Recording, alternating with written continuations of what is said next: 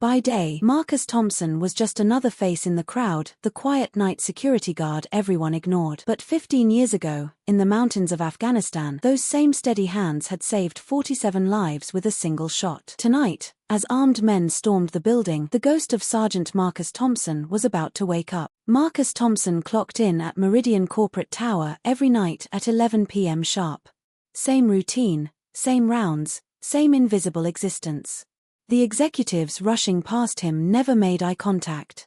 The cleaning crew nodded politely but never lingered for conversation. To them, he was furniture, a necessary but unremarkable part of the building's ecosystem. Just another middle-aged man in a security uniform, carrying a flashlight and a radio that rarely crackled to life. But Marcus carried more than just keys and a badge. He carried memories that weighed heavier than any equipment belt. Memories of Helmand Province, where Sergeant Marcus Thompson had been one of the Marine Corps' most decorated snipers. Where his steady hands and sharper mind had turned the tide of battles most people would never hear about. 3 years ago, when PTSD and survivor's guilt had finally won their war against his sleep, Marcus had traded his rifle for a flashlight. The transition from warrior to watchman had been his choice, a quiet surrender to a quieter life.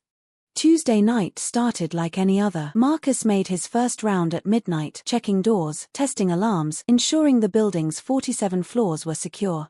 The late-shift workers in the financial district had long since gone home.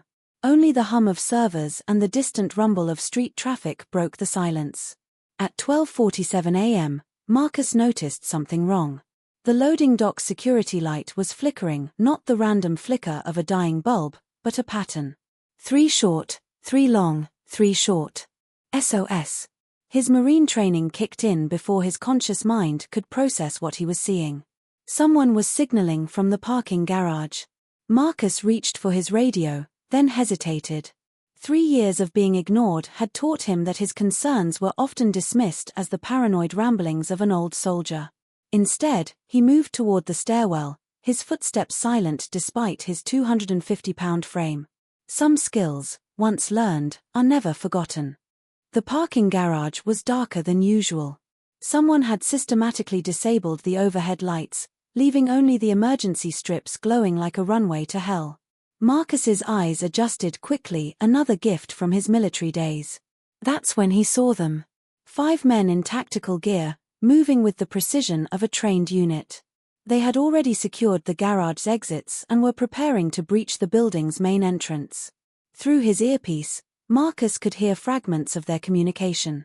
Package secured on floor 23. Executive team confirmed in conference room. We go in 3 minutes. Marcus's blood ran cold. The quarterly board meeting. Meridian's entire executive team, plus representatives from 3 major clients, were working late on a merger deal. 32 people, trapped on the 23rd floor with nowhere to run. He had 2 choices: call for backup and wait 20 minutes for police response, or act now with the element of surprise. For a man who had once held a Taliban stronghold for 6 hours with nothing but a rifle and determination, it wasn't really a choice at all. Marcus Thompson began to remember who he used to be. The police arrived to find 5 suspects in custody and 32 hostages unharmed. The security footage would later reveal the most extraordinary 47 minutes in the building's history, a master class in tactical precision from a man everyone had underestimated.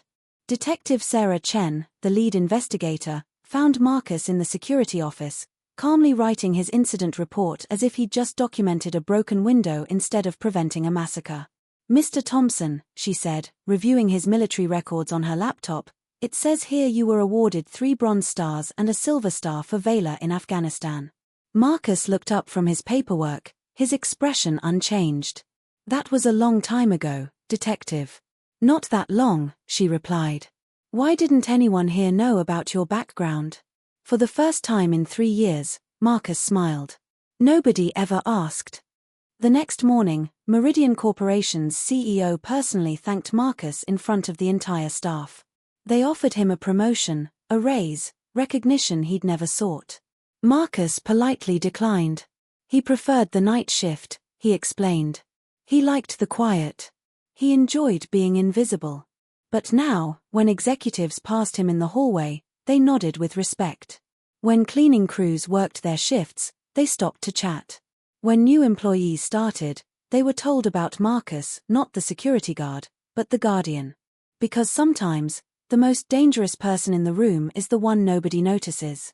And sometimes, being invisible is the greatest superpower of all.